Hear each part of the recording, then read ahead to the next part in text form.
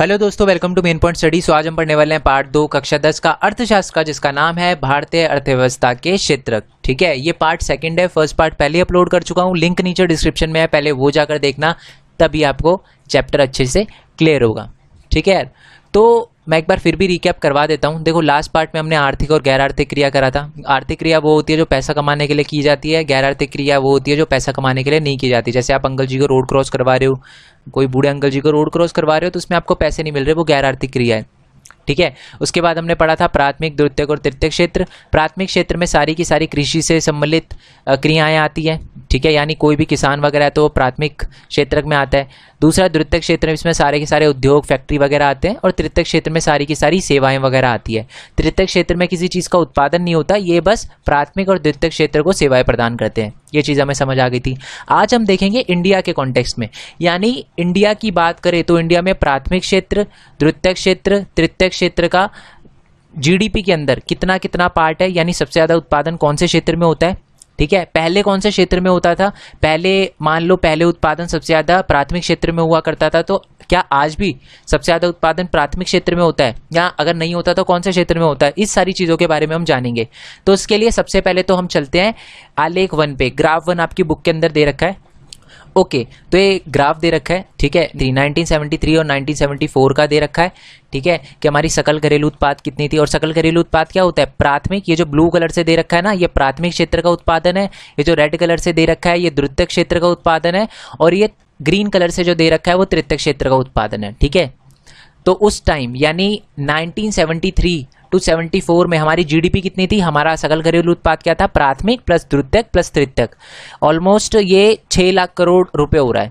ठीक है, और आप इसमें एक बात नोटिस करोगे कि सबसे ज़्यादा जो उत्पादन था 1973 टू 74 में, सबसे ज़्यादा उत्पादन करने वाला क्षेत्र जो था वो प्राथमिक क्षेत्र था। ये बात आम है, ये बात आपको पता भी होगी, क्योंकि आपके अगर आप अपने दादा दादी या पूछोगे कि उनके पेरेंट्स क्या करते थे, तो वो ज़रूर बोलेंगे कि कृषि करते थे या उससे रिलेटेड ही काम करते थे। कोई भी नहीं बोलेगा कि सॉफ्टवेयर इंजीनियर थे। मस्त जोक मारा रे, ये हंस रे हलकट हंस। समझ रहे हो आप? क्योंकि उस समय कृषि वगैरह होती थी, तो इसीलिए कृषि का उत्पादन भी सबसे ज़्यादा हुआ करता था। बट आज की बात देखें तो आज बढ़ोतरी सब में हुई है, यानी हमारी पूरे के पूरे प्राथमिक क्षेत्र में भी उत्पादन बढ़ा है, द्वितीयक क्षेत्र में भी उत्पादन बढ़ा है, तृतीयक क्षेत्र में भी उत्पादन बढ़ा है। बट एक बात नोटिस करने वाली है, सबसे ज़्यादा उत्पादन जो बढ़ा है वो तृतीयक क्षेत्र में बढ़ा है, यानी सेवा क्षेत्र में सबसे ज़्यादा उत्पादन बढ़ा है। ठीक है, प्राथमिक क्षेत्र 1973 टू 74 में सबसे ज़्यादा उत्पादन करता था, बट अगर 2013-14 की बात करें तो सबसे ज़्यादा उत्पादन तृतीयक क्षेत्र करता है। ठीक है, एंड क्यों करता है इसके बारे में हम जानेंगे। बट इससे पहले मैं आपको बता दूं, लॉजिक समझा दूं। देखो, आपको पता ही है कि पहले बहुत सारी जॉब नहीं हुई थी, टर्जरी सेक्टर से या मैं कहूँ तृतीयक क्षेत्र से इतनी ज़्यादा नहीं होती थी। पहले हेल्थ फैसिलिटी भी इतनी अच्छी नहीं थी, बट आज बहुत अच्छी है। तो हॉस्पिटल भी तो सारे के सारे इसमें ही आते हैं, तृतीयक क्षेत्र में आते हैं। और पहले क्या थे, एजुकेशन भी इतनी नहीं थी, आज एजुकेशन भी इतनी है, वो भी हमारे तृतीयक क्षेत्र में आता है। पहले रोड वगैरह भी कच्ची हुआ करती थी, बट आज क्या है, पक्की रोडें हैं। ठीक है, ट्रांसपोर्ट वगैरह, यातायात हमारा बहुत सुधरा हुआ है, जो कि तृतीयक क्षेत्र में आता है। तो इसी वजह से तृतीयक क्षेत्र का उत्पादन बहुत ज़्यादा बढ़ा है। अब कुछ ऐसे पॉइंट जो आपके एग्जाम में आपको लिख कर आने हैं, उस पर चलते हैं। चलो, पहले तो ये ग्राफ देख लो। ग्राफ से रिलेटेड कुछ क्वेश्चन है जिसका आप जवाब दो। पहले 1973 टू 74 में सबसे बड़ा उत्पादक क्षेत्र कौन सा था? ब्लू दिख रहा है सबसे ज़्यादा आपको, वो प्राथमिक क्षेत्र। ठीक है, क्यों? क्योंकि उस टाइम ज़्यादातर लोग कृषि वगैरह ही करते थे। ठीक है, नेक्स्ट है 2013-14 में सबसे बड़ा उत्पादक कौन सा क्षेत्र है? ये तृतीयक क्षेत्र। क्या आप बता सकते हैं कि इन 40 वर्षों में, 30-40 वर्षों में सबसे ज़्यादा अधिक समृद्धि कौन से क्षेत्र में हुई है? हमें साफ पता चल रहा है सबसे ज़्यादा अधिक समृद्धि हमारे तृतीयक क्षेत्र में हुई है। ठीक है, 1973 टू 74 में सबसे ज़्यादा उत्पादन करने वाला क्षेत्र कृषि हुआ करता था, प्राथमिक क्षेत्र हुआ करता था। बट 2013-14 में सबसे ज़्यादा उत्पादन करने वाला क्षेत्र तृतीयक क्षेत्र है। ठीक है, लास्ट क्वेश्चन है, 2013-14 में भारत की जीडीपी क्या थी? और हमें पता ही है जीडीपी क्या होता है, प्राथमिक क्षेत्र जमा द्वितीयक क्षेत्र जमा तृतीयक क्षेत्र, यानी इन तीनों को ऐड कर दिया तो कितना आ रहा है? ये ऑलमोस्ट 56 लाख करोड़ रुपए। बहुत होते हैं यार। पैसा ही पैसा होगा। ठीक है, तो अब ये जान लेते हैं कि अगर मान लो आपके एग्जाम में क्वेश्चन आया कि समय के साथ सबसे ज़्यादा समृद्धि तृतीयक क्षेत्र में हुई है, तो वो क्यों हुई है? तो उसका आंसर देखते हैं। ठीक है, उत्पादन में तृतीयक क्षेत्र का बढ़ता महत्व, यानी तृतीयक क्षेत्र सबसे ज़्यादा बढ़ रहा है। भारत में तृतीयक क्षेत्र के उत्पादन बढ़ने के कारण बताइए। ये रहा इंपॉर्टेंट है, बहुत ज़्यादा इंपॉर्टेंट क्वेश्चन है और ये रहा इसका आंसर। ठीक है, किसी भी देश में अनेक सेवाओं जैसे अस्पताल, शैक्षिक संस्थाएं, बैंक, परिवहन, डाक सेवा की आवश्यकता होती है। इन्हें बुनियादी सेवाएं माना जाता है और इन सेवाओं के प्रबंधन की जिम्मेदारी सरकार की होती है। देखो आपको पता ही है, हॉस्पिटल वगैरह में अगर कोई प्रॉब्लम होती है तो सरकार को बोला जाता है। शिक्षा संस्था अगर अच्छा प्रगति नहीं कर पाती तो सरकार को बोला जाता है। बैंक में कोई घोटाला वगैरह हो जाता है तो सरकार को बोला जाता है। यानी देश के अंदर ये जो सेवाएं होती है ना, अस्पताल, शैक्षिक संस्थाएं, बैंक, परिवहन, इन सब की आवश्यकता होती है और ये बुनियादी सेवाएं होती है और इन सब की जिम्मेदारी सरकार की होती है। तो इसलिए सरकार तृतीयक क्षेत्र पे बहुत ज़्यादा पैसा लगाती है, सेवा क्षेत्र पे बहुत ज़्यादा पैसा लगाती है। और ऑब्वियस सी बात है, जब इतना सारा पैसा सरकार तृतीयक क्षेत्र पे लगाएगी तो वो उत्पादन भी बहुत ज़्यादा करके देगा। तो पहला रीज़न तो ये हो गया। दूसरा रीज़न है कि प्राथमिक और द्वितीयक क्षेत्र के विकास के साथ ही तृतीयक सेवाओं की मांगे भी बढ़ी है। उदाहरण के लिए परिवहन, व्यापार, भंडार आदि। यानी देखो, जैसे जैसे मान लो पहले कोई किसान था, वो बहुत ही कम गन्ना उगाता था, बट फिर क्या हुआ, उसने बहुत ज़्यादा गन्ना उगाया, बहुत ज़्यादा गन्ना उगाया।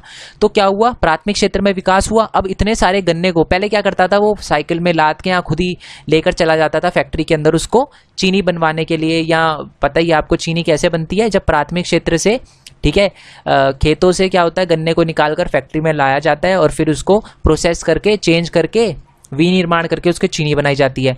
तो प्राथमिक क्षेत्र से गन्ने को लेकर द्वितीयक क्षेत्र में ले जाने के लिए हमें किसकी ज़रूरत पड़ती है, परिवहन की, है ना, यातायात की। तो इसमें यही बता रखा है, जैसे जैसे प्राथमिक और द्वितीयक क्षेत्र में विकास आ रहा था ना, उसके साथ साथ ही हमारे तृतीयक जो क्षेत्र की सेवाएं हैं उसकी मांगे भी बढ़ रही थी। यानी देखो, बहुत सारे उद्योग लग रहे थे, तो उद्योगों को लगने के लिए क्या चाहिए, पैसा चाहिए। और पैसा कहाँ से आता है, बैंक से लोन वगैरह। तो इसलिए ही प्राथमिक और द्वितीयक क्षेत्र की सेवाओं के विकास के साथ साथ तृतीयक क्षेत्र की मांगे भी बढ़ी और इसलिए उसका तृतीयक क्षेत्र का उत्पादन भी बढ़ा। ठीक है, नेक्स्ट पॉइंट है कि समाज के कुछ वर्गों की आय बढ़ने के साथ कुछ सेवाओं की मांगे भी बढ़ी हैं। उदाहरण के लिए पर्यटन, ठीक है, निजी स्कूल, हॉस्पिटल, निजी हॉस्पिटल, सिनेमा हॉल, ये सारी की सारी। देखो आपको पता है, समाज के कुछ है ना वर्ग, उनकी आय बढ़ी है। अब उनकी आय बढ़ी है तो उनकी महंगी बातचीत हो गई। अब वो महंगी बातचीत है तो अपने बच्चों को फिर प्राइवेट स्कूल में पढ़ाएंगे, ठीक है, घूमने फिरने भी जाएंगे, टूरिज्म वगैरह भी करेंगे, शॉपिंग वगैरह भी करेंगे। ठीक है, तो घूमना फिरना, पर्यटन वगैरह, ये किस में आता है, आपका तृतीयक क्षेत्र में ही तो आता है। ठीक है, तो इसलिए समाज के कुछ वर्गों की आय के बढ़ने के साथ भी तृतीयक क्षेत्र का उत्पादन भी बढ़ा है। ठीक है, नेक्स्ट है कि पिछले दशक से नई सेवाओं का भी आगमन हुआ है। मतलब कुछ दशकों से, 10-20 साल से जो नई नई सेवाएं भी आई है। जैसे कि अगर मैं बोलूँ ऑनलाइन सुविधा, ऑनलाइन आपने कभी सोचा था, मतलब आप अगर अपने दादा दादी से पूछो ना, उनसे पूछोगे क्या आपने कभी सोचा था कि कभी हम ऑनलाइन क्लिक करके इतनी सारी चीज़ें हम मंगा पाएंगे, तो उनको विश्वास नहीं होगा।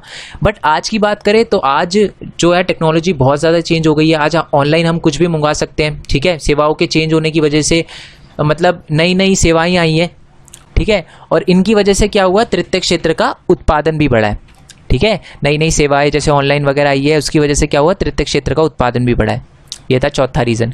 पांचवा रीज़न मोस्ट इंपॉर्टेंट है और आपके चैप्टर नंबर 4 यानी वैश्वीकरण में भी आएगा ये।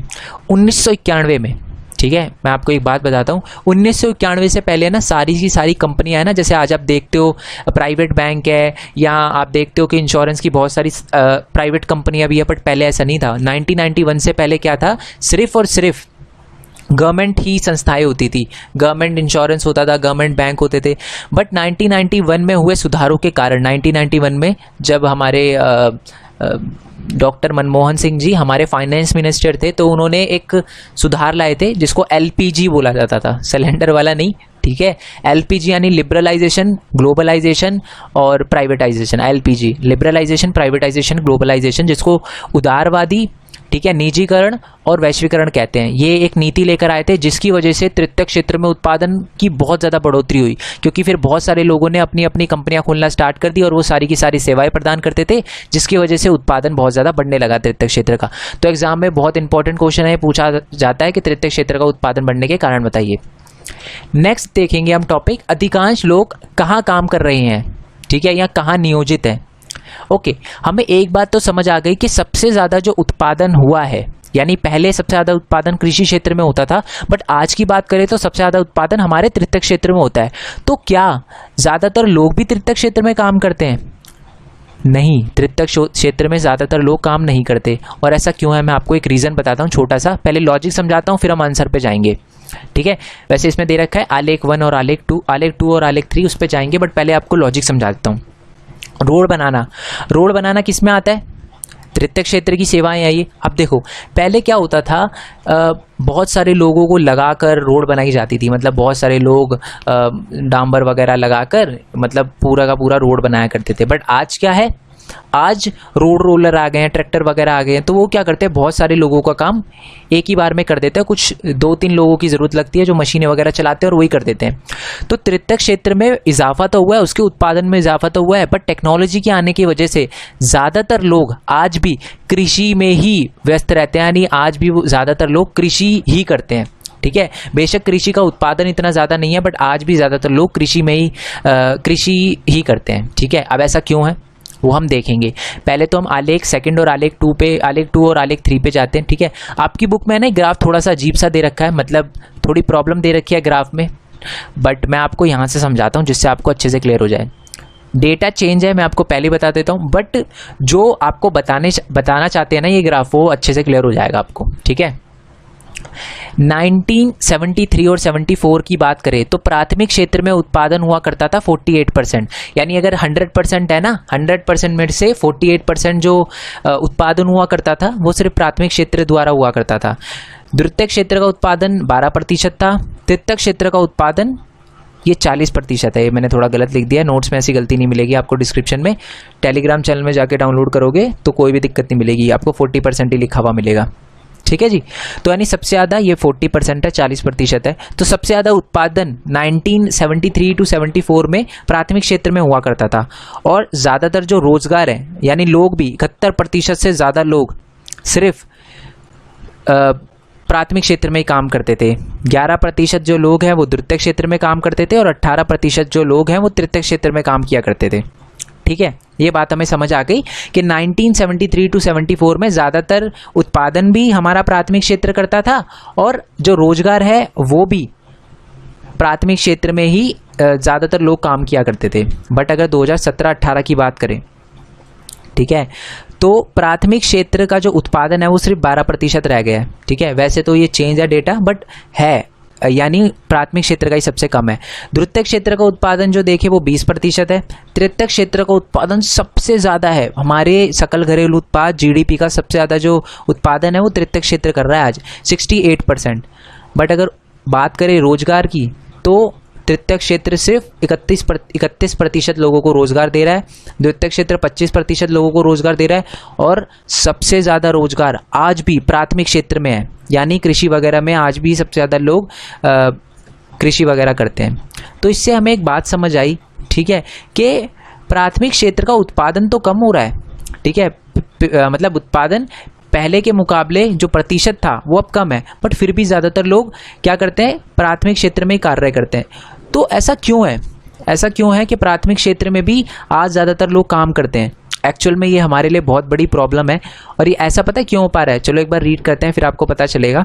भारत के संदर्भ में एक उल्लेखनीय तथ्य है कि यद्यपि जीडीपी तीनों क्षेत्र में हिस्सेदारी में परिवर्तन हुआ है, यानी जो पहले सकल घरेलू उत्पाद था और आज जो सकल घरेलू उत्पाद है उसमें परिवर्तन हुआ है। पहले कृषि का या प्राथमिक क्षेत्र का जो उत्पादन था वो सबसे ज़्यादा था, बट आज बात करें तो सबसे ज़्यादा उत्पादन हमारे तृतीयक क्षेत्र का है, ठीक है। फिर भी रोजगार में ऐसा परिवर्तन नहीं हुआ है। बट अगर रोजगार की बात करें तो पहले भी सबसे ज़्यादा रोजगार सबसे ज़्यादा जो लोग हैं वो प्राथमिक क्षेत्र में काम करते थे, बट आज भी सबसे ज़्यादा लोग प्राथमिक क्षेत्र में काम करते हैं।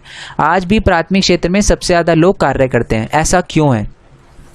ऐसा है प्रच्छन्न बेरोजगारी, या बोले तो छुपी हुई बेरोजगारी के कारण आज ज़्यादातर लोग प्राथमिक क्षेत्र में ही काम करते हैं। अब ये होता क्या है प्राथमिक ये प्रच्छन्न बेरोजगारी, ये आपने 9th में भी पढ़ा होगा, है ना। तो ये प्रच्छन्न बेरोजगारी होता क्या, मैं आपको सिंपल सा बताता हूँ। देखो, एक खेत है, खेत में 10 लोग काम कर रहे हैं, बट अगर और 10 लोग काम करके कितना 100 किलो अनाज उगा रहे हैं, ठीक है। अगर आप उसमें से 5 लोग हटा दो और 5 लोग भी खेती करें ना, तब भी मज़े की बात है कि 100 किलो ही अनाज उगेगा, यानी जितना पहले उगता था तो अब भी उगेगा। तो यानी वो जो 5 बंदे हैं ना, वो अपना टाइम वेस्ट कर रहे हैं, ठीक है। हमें लग रहा है कि वो कार्य कर रहे हैं, वो उनको रोज़गार है, वो काम कर रहे हैं, बट असल में वो बेरोज़गार हैं, ठीक है। उनके काम करने का कोई फ़ायदा नहीं है। परंतु अगर मैं बात करूँ दूसरे क्षेत्रों में, ठीक है, प्राथमिक क्षेत्र में, हमें किसान के यहाँ कृषि वगैरह में यही छुपी हुई बेरोजगारी देखने को मिलती है, हमें फैक्ट्री में देखने को नहीं मिलती। क्योंकि फैक्ट्री में एक बंदा काम करता है तो पता चलता है, हाँ इसने इतनी चीज़ें बनाई है, ठीक है, इतने इंजन बनाए हैं, ठीक है, इतने पेन बनाए, ये सारी की सारी चीज़ें हमें पता चलती है। और टर्जरी सेक्टर या सर्विस सेक्टर या सेवा क्षेत्र में भी, तृतीयक क्षेत्र में भी हमें पता चलता है कि एक बंदे ने कितना काम किया, ऑफिस का कितना कितना कितना कितना काम किया है, कितनी असाइनमेंट वगैरह बनाई है और कितना प्रोजेक्ट वगैरह किया है, ठीक है। मतलब ऑफिस में भी प्रोजेक्ट वगैरह होते हैं, पता है आपको, ठीक है। बट प्राथमिक क्षेत्र में पता नहीं चलता, तो इसी की वजह से ज़्यादातर लोग आज भी, उनको लग रहा है कि उन्हें काम मिल रहा है, उनको लग रहा है कि वो काम कर रहे हैं, बट असल में वो अपनी पूरी क्षमता का प्रयोग नहीं कर पा रहे, ठीक है। और वो एक तरह से रोज़गार होकर भी वो बेरोज़गार है, और यही कृषि की सबसे बड़ी प्रॉब्लम है। एक बुक में आपकी एक बता रखा है एक लेडी के बारे में, लक्ष्मी देवी जी नाम है उनका। तो वो क्या है, वो फार्मिंग करती हैं, ठीक है। उनके यहाँ पर है ना सिंचाई की सुविधा भी नहीं है, मतलब पानी भी मानसून के निर्भर है वो, मतलब उनको लगता है कि जब मानसून आएगा तभी हमारे खेतों में पानी आएगा, पैसे नहीं है उनके पास, ठीक है। अब क्या है कि सारे के सारे उनकी फैमिली में जितने भी लोग हैं ना, वो सारे की सारे क्या करते हैं, एक ही खेत पे खेती करते हैं, ठीक है। अब अगर उनमें से, उनकी फैमिली में से कुछ लोग बाहर निकल कर अगर कुछ और काम करें ना, तब भी खेत पे फ़र्क नहीं पड़ेगा, यानी खेत उतना ही उत्पादन करेगा जितना उनके रहने पर करता है, ठीक है। तो इसी को कहते हैं प्रच्छन्न बेरोजगारी। हमें सबसे ज़्यादा ये प्रच्छन्न बेरोजगारी कहाँ देखने को मिलती है, ये हमें सबसे ज़्यादा गांव में या बोले तो प्राथमिक क्षेत्र में ही देखने को मिलती है। एक बार डेफिनेशन रीड कर देता हूँ कि प्रच्छन्न बेरोजगारी या छुपी हुई बेरोजगारी क्या होता है, बहुत इंपॉर्टेंट है, एग्जाम में आती है। जब लोग प्रत्यक्ष रूप से कार्य करें, जब लोग प्रत्यक्ष रूप से कार्य तो करते हैं परंतु वास्तव में बेरोजगार होते हैं, अर्थात एक ही काम में ज़रूरत से ज़्यादा लोग लगे हुए होते हैं और वह अपनी पूरी क्षमता का प्रयोग नहीं कर पाते, तो वह प्रच्छन्न बेरोजगारी से पीड़ित हैं, ठीक है। अब हमें समझ आया कि यार अगर हमें प्रच्छन्न बेरोजगारी से निकालना है ना लोगों को, गांव के लोगों को, ग्रामीण लोगों को, तो हमें उनको कुछ रोज़गार के अवसर प्रदान करने पड़ेंगे। तो अब देखते हैं कि हमें उन्हें रोज़गार के अवसर कैसे कैसे प्रदान कर सकते हैं, ठीक है। सबसे पहले तो अतिरिक्त रोजगार का सृजन कैसे हो, मतलब ज़्यादा रोजगार ग्रामीण क्षेत्रों में हम कैसे प्रदान करें, ग्रामीण क्षेत्रों में लोगों के लिए रोजगार के अवसर कैसे बढ़ाएं, कैसे। सबसे पहले तो आसान शर्तों पर ऋण ये होता है लोन, या अधिक सहायता प्रदान करके। देखो सबसे पहला तो है कि वो जो लक्ष्मी देवी का मैंने एग्जाम्पल बताया था, वो मानसून पे निर्भर है, उनको लगता है कि मानसून आएगा तभी खेतों में पानी आएगा। बट अगर उनके पास कुछ पैसे होते तो सिंचाई वगैरह के लिए थोड़ा सा अच्छा कर पाती, और शायद जो लोग हैं वो उस टाइम काम कर पाते, ठीक है। तो पहले तो ये कि क्या है, आसान शर्तों पे उन्हें ऋण मिले जिससे वो आगे बढ़ सके, गांव के लोग भी, और साथ में उनको आर्थिक सहायता भी प्रदान की जाए तो वो आगे बढ़ सकते हैं और लोगों को रोज़गार मिल सकता है, ठीक है। क्योंकि ऑब्वियस सी बात है, अगर क्या कहते हैं हमारी लक्ष्मी देवी हैं, अगर वो सिंचाई वगैरह अच्छा करती हैं तो उनका प्रोडक्शन भी इंक्रीज़ होगा, ठीक है, और वो पैसा भी ठीक ठाक कमा पाएंगी। नेक्स्ट है कि क्षेत्रीय शिल्प उद्योग व सेवाओं को प्रोत्साहन देना, यानी जो क्षेत्र में जो छोटे छोटे उद्योग होते हैं ना, मटका बनाने वाले ऐसे छोटे छोटे उद्योग जो गांव में होते हैं, उनको प्रोत्साहन देकर भी हम रोज़गार पैदा कर सकते हैं। क्योंकि पहले मान लो पहले कम मटके बनते थे, तो अगर उसके पास पैसे होंगे तो वो दूसरे बंदों को भी रखेगा और रोज़गार देगा, है ना। नेक्स्ट है कि मूलभूत सुविधाएं तथा तकनीकी शिक्षा को बढ़ावा देकर, समझ रहे हो, मूलभूत शिक्षा यानी उनको शिक्षा वगैरह देकर। इससे क्या होता है, लोग पढ़े लिखे भी बनते हैं, और स्कूल बनेंगे या हॉस्पिटल वगैरह बनेगी तो लोगों को रोज़गार भी मिलेगा, और साथ में क्या होगा, साक्षरता दर में भी इजाफा होगा। नेक्स्ट पॉइंट है रोड बनवाना जिससे लोगों को रोज़गार मिले। गांव में जो रोड होती है, बहुत कच्ची रोडें होती हैं, तो उस रोड को अच्छे से बनवा कर, पक्की सड़कें बनवा कर हम लोगों को रोज़गार दे सकते हैं, ठीक है। क्या सरकार भी कुछ कर रही है? ये तो हमने सिर्फ पॉइंट हमने सामने रखे कि यार ये करके हम रोज़गार गांव में बढ़ा सकते हैं, बट क्या कुछ किया जा रहा है सरकार द्वारा? जिससे लोगों को रोज़गार मिले। बिल्कुल, केंद्र सरकार ने ग्रामीण क्षेत्रों में रोज़गार प्रदान करने के लिए भारत के लगभग 625 जिलों में काम का अधिकार लागू किया है, एक कानून लागू किया है। ठीक है, उसके साथ उन्होंने एक स्कीम भी लॉन्च करी है। जोर जोर से बोल के लोगों को स्कीमें बता दे। ठीक है, एक कानून लॉन्च किया जिसका नाम है महात्मा गांधी राष्ट्रीय ग्रामीण रोजगार गारंटी अधिनियम, जो सितंबर 2005 में लागू किया गया था। इसको मनरेगा भी बोलते हैं, ये भी आपने बहुत बार सुना होगा, मनरेगा।